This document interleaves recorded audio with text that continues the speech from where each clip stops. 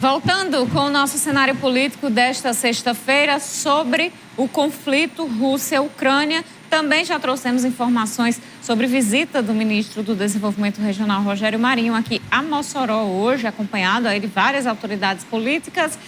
Fim da greve dos professores da rede estadual. Nessa visita de hoje da classe política, teve visita também do deputado federal General Girão, que se envolveu esta semana na polêmica ali por ter sido pego na lei seca, né, Vonulvo, durante este carnaval. E ele falou sobre o assunto. O General Girão não gostou muito de ter ficado na mídia aí negativamente, né, com essa questão aí da lei seca.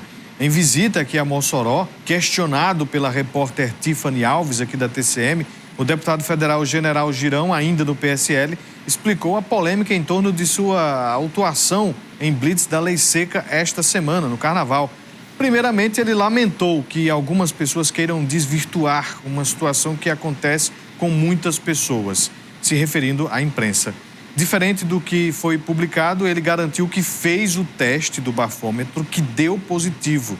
Veja a história completa, a versão do deputado Girão. Eu lamento muito que algumas pessoas queiram desvirtuar uma situação que aconteceu, como acontece com muitas pessoas. Você comete uma infração de trânsito, mesmo que ela seja grave, porque realmente dirigir depois de beber é uma infração grave pelo Código de Trânsito. Agora, eu lamento muito, eu tinha bebido uma taça de vinho no lanche à noite, era 9h30 da noite mais ou menos, quando eu vi a blitz. Eu estava acompanhado da minha filha e da minha esposa, que não tinham bebido. Eu poderia ter entregue o carro para elas, mas eu disse assim, não, eu assumo a responsabilidade. Eu saí dirigindo, elas estavam com sono ou coisa parecida, eu disse assim, pode deixar que eu vou dirigir. Se tiver alguma blitz, eu vou dizer, eu bebi sim. E tinha blitz, eu parei e disse, o guarda me perguntou, o senhor bebeu? Eu disse assim, bebi uma taça de vinho. Aí ele disse assim, o senhor quer fazer o bafômetro? Aí botou aquele bafômetro que fica na frente assim, eu assoprei, assoprei até 2 vezes, que a primeira vez ele botou muito afastado, ele aproximou mais e eu assoprei. Quando eu assoprei, ele disse assim, confirmou que o senhor bebeu. Eu disse, pois é, o que é que eu vou fazer agora? O senhor vai ser notificado. Então tá bom, posso passar o carro para minha filha?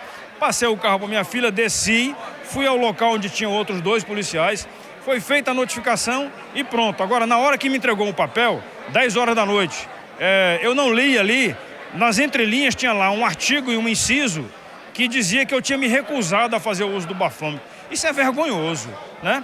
O compromisso do agente público é fazer com que as coisas aconteçam corretamente. Então eu usei o bafômetro sim, eu tenho testemunhas para isso, não me recusei, em nenhum momento me identifiquei como sendo, eu era um cidadão brasileiro, motorista, que tinha sido identificado como dirigindo, tendo usado álcool, tendo ingerido álcool. Então é isso que eu lamento, profissionais da imprensa, por favor, o compromisso de vocês tem que ser com a verdade. E cumprimento a PM, a Polícia Militar, que está trabalhando, fazendo a fiscalização dela. Deixa uma mensagem aqui assim, se você errar, assuma os seus erros. E se você beber, não dirija. Eu vou tentar não dirigir mais. Tá aí, tá esclarecida a versão do deputado federal. Ele vai tentar não dirigir mais, viu? Mas ele vai continuar se divertindo, saindo para tomar as tacinhas de vinho, o que é normal. Mas o conselho está dado, se beber, não dirija. Tá dado o recado. Há muitos anos, inclusive, o pessoal do trânsito que faz essa campanha há muitos e muitos anos, né, Vonulvo? Pois é, inclusive nós falamos hoje sobre a duplicação da BR-304 lá no Meio-Dia TCM. Você escuta lá no Spotify, Meio-Dia Mossoró, falamos sobre BR. Um dos causadores de acidentes em todo o país, nesta BR, é justamente pessoas embriagadas que pegam volantes, né? O deputado aí falou da questão da atuação da imprensa, enfim, terem divulgado, ele fez o teste do bafômetro, assumiu que dirigiu depois de beber e a gente sabe que isso é muito comum no nosso país, mas uma autoridade realmente, quando cai, Carol, neste tipo de situação, precisa dar exemplo, né? Então que não se repita mais, né, deputado? E é isso mesmo. Então vamos voltar aqui à nossa conversa com o professor Ulisses Reis. Professor, muito se tem cobrado a oposição, órgãos, entidades, países, um posicionamento do presidente Jair Bolsonaro, que tem, pelo menos oficialmente, mantido uma neutralidade em relação à guerra. É necessário um posicionamento por parte do presidente do Brasil? Olha, Carol, posicionamentos definitivos a favor de uma determinada causa ou a favor de um determinado parceiro no âmbito das relações internacionais, ao meu ver, nunca são coisas inteligentes, nunca são comportamentos inteligentes. Mas isso no cenário de paz e no cenário que você não tem nenhum exército no território de outro país infligindo danos tanto à população civil quanto aos equipamentos de infraestrutura.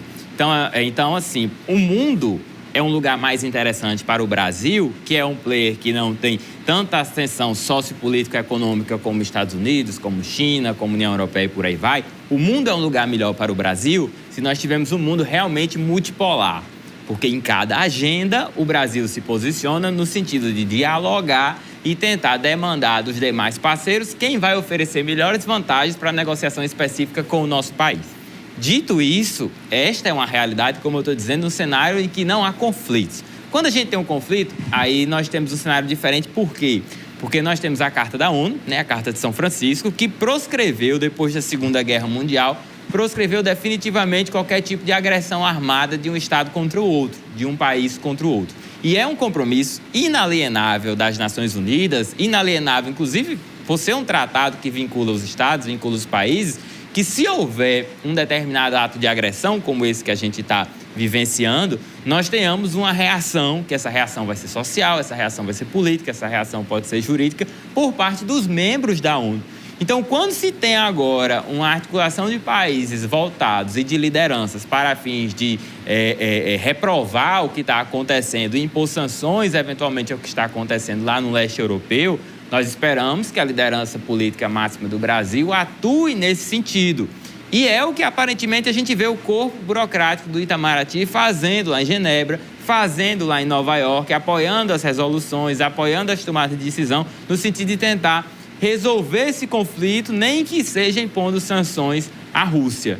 O nosso presidente tem uma postura ambígua, para dizer o mínimo, Ele parece que não fala em nome do Itamaraty, porque ele diz uma coisa de manhã e meia hora depois o Itamaraty diz outra, e ele não se coloca como uma pessoa que hostiliza ou que reprime ou que adverte negativamente o que a Rússia está fazendo. Fica falando nessa ideia de neutralidade perante um ato de agressão que já gerou 1.250.000 refugiados e que já destruiu diversos equipamentos e ceifou vidas na Ucrânia.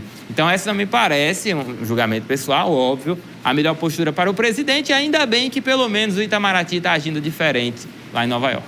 Professor, quando do início deste conflito Rússia-Ucrânia, eu vi no Twitter, bem curtinho, uma frase dizendo o seguinte: Ucrânia 2022, Afeganistão 1979, que existia também interferência da União Soviética à época, que armou a população do Afeganistão e que depois criou-se conflitos, inclusive com os Estados Unidos. Depois a União Soviética saiu lá do território afegão. E hoje a gente sabe como é que está lá aquela região. Me parece que a história meio que se repete agora, com outros interesses ou os mesmos, mas a partir do que a gente está vendo, o Putin ele comete crime de guerra e ele pode ser punido mundialmente? Eu achei excelente a sua colocação, porque ela permite, inclusive, dizer que não só Afeganistão 1979, mas nós estamos agora resgatando uma série de acontecimentos do passado que se olha para o presente e diz, parece que isso aqui já aconteceu antes. Já se falou de crise dos mísseis ali em 1961, que foi quando a União Soviética botou os mísseis e as balas em Cuba, a 141 quilômetros da Flórida, e precisou que o Kennedy e o Khrushchev fizessem um acordo para tentar destravar aquela situação. Já falou-se também no Afeganistão, já falou-se no Iraque, todos os esqueletos já foram tirados do armário para se apontar o dedo e dizer que a culpa é dos Estados Unidos que é imperialista, ou o Putin é que é imperialista, por aqui e por ali. Então, assim, é óbvio que cada situação vão ter nuances que, aparentemente, na minha visão, eles vão se repetir no futuro. Porém, é inegável dizer que cada situação particular vai ter as suas definições próprias de momento e de política, Porque em 79 os Estados Unidos eram uma coisa e a União Soviética era outra. Hoje, os Estados Unidos não é mais a mesma coisa de 79 e a Rússia também não é a mesma coisa que a União Soviética foi. E também se acusa os Estados Unidos dessa prática, né? De ter feito invasões, de ter armado populações, depois saem dos territórios, ficam grupos armados e fazem o que fazem pelo mundo afora. Na minha visão, toda vida que se tem uma potência dessa magnitude, social, econômica, política ou bélica, atuando no sentido de tentar desestabilizar outros países, outras democracias ou outros regimes ditatoriais, autoritários e por aí vai, sempre se planta a semente que no futuro se vai colher. Então, muito se fala pelo mundo em nome da bandeira de defesa da liberdade, em nome da bandeira de defesa da democracia, e muitas vezes essas palavras mágicas são tomadas como conceitos abstratos e são utilizadas como subterfúgio para uma liderança política baseada no seu interesse, colocar armas e colocar exércitos nos territórios de países pequenos, sob o subterfúgio de atingir, na verdade, outro objetivo. Atinge, vai embora e o futuro deixa a conta para pagar. Então, se isso é o que vai acontecer com a Ucrânia, se a história vai se repetir como farsa ou como tragédia, só o futuro nos vai dizer. Mas, aparentemente, é como você fala, Vonúvio. Parece que todo cenário acontece, vem as consequências danosas, a gente não aprende. Daqui a 20, 30 anos vão ter outras lideranças que, aparentemente, vão emular os mesmos comportamentos. Só que a gente, no passado, se livrou de uma catacombe muito grande, né? A gente está vivo aqui para contar a história. E a gente, com todo o respeito, óbvio, pessoas que morreram no passado, com etnias que morreram no passado. Só que a gente não sabe se dessa vez a gente consegue escapar. E sobre esta ameaça nuclear, professor, o que é que se pode falar sobre isso que começou a acontecer em relação à ocupação das usinas? Olha, com relação à ameaça nuclear, a gente teve esse episódio da usina, um episódio pontual, obviamente gerou muito medo, mas aparentemente não houve maiores danos, vazamentos nem nada. O que me preocupa mesmo, obviamente, é a ameaça de uso de armamento nuclear. Assim, Carol, de partida eu teria que lhe afirmar que hoje o mundo tem muito menos, mas muito menos mesmo, bombas e ogivas nucleares do que no passado. Né? Nós temos aparentemente 70% a 80% menos armamentos nucleares hoje do que nós tínhamos na década de 60. Porque nós tivemos um tratado de não proliferação de armas nucleares, vários países se desfizeram das suas e os que não tinham se obrigaram a não produzir. Então, nós temos hoje no mundo ali os Estados Unidos, a Rússia, nós temos a Coreia do Norte, Israel, que é titubeante, não afirma que tem ou que não tem, e alguns outros poucos países que dizem que tem, que não tem. Por outro lado, se nós temos menos armas, nós temos armas muito mais, com potencial muito maior, né? Com potencial de ofensivo muito maior. Então, com isso, o que se sabe eu tenho arma nuclear para um efeito de deterrência, né? Eu tenho arma nuclear para que ninguém me ataque, mas eu também não vou usar, porque se eu usar, pode ser que eu destrua aqui um pedaço do mundo.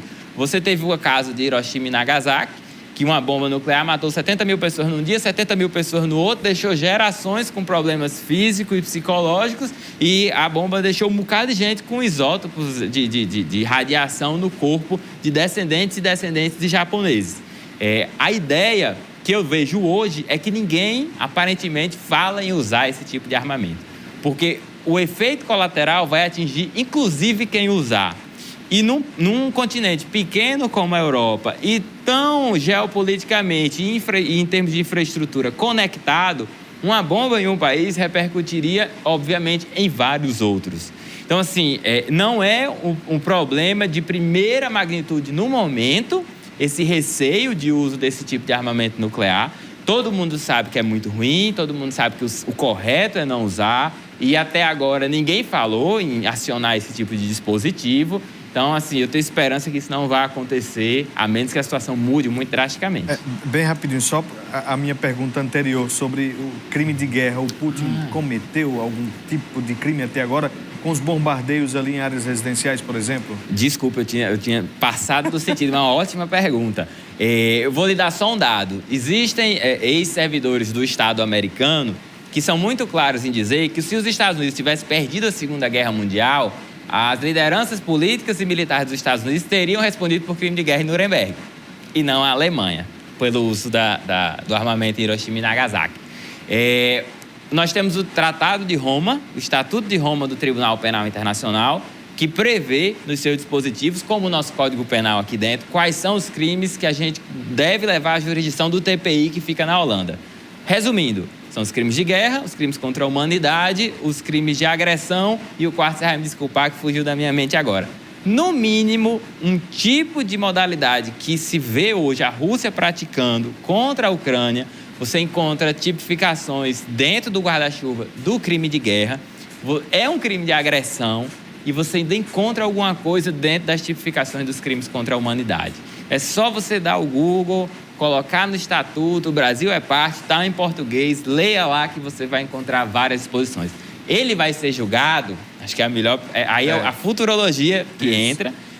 O TPI, ele é muito criticado por só conseguir exercer jurisdição contra pessoas de países que a gente considera que são a periferia do mundo. Tem muitos líderes africanos lá sendo julgados, algumas lideranças do Oriente Médio. O TPI nunca conseguiu pegar um casca grossa ainda, né? A América Latina já tem gente sendo investigada, vocês sabem quem, né? Pelo menos uns 2 aqui a gente sabe dizer. Então, existe esse problema na investigação, na promotoria, na falta de recursos e tudo no mundo. Mas a minha aposta é que se a Rússia capitular e se o Putin perder apoio interno suficiente a ponto de ser capturado, ele vai responder. Ele vai provavelmente ser julgado, porque os atos já têm a magnitude da jurisdição do TPI. Mas aí, se isso vai acontecer, é outra questão. E como é que está o apoio interno a Putin?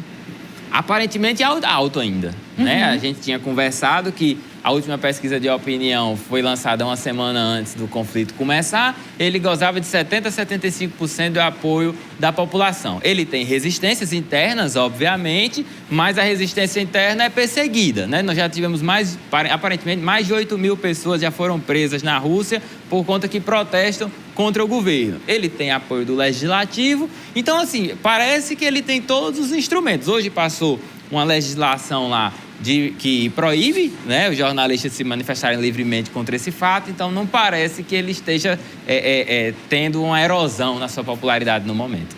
Professor Ulisses Reis, professor de Direito Internacional, Direito Constitucional da UFESA, muito obrigada pelos esclarecimentos no programa de hoje. Eu quem agradeço e fico à disposição aqui de vocês dois, sempre que necessário. Seja sempre bem-vindo, professor. A você de casa, bom final de semana. Até segunda. Muito obrigada pela audiência. Segunda-feira a gente se encontra. Um ótimo final de semana e até lá.